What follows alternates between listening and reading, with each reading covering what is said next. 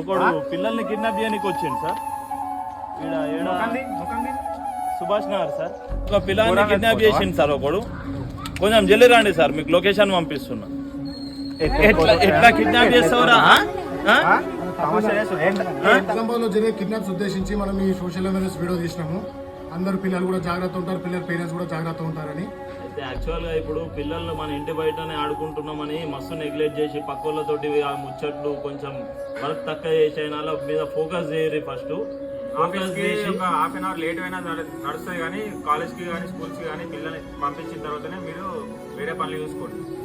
Thank you. Chiru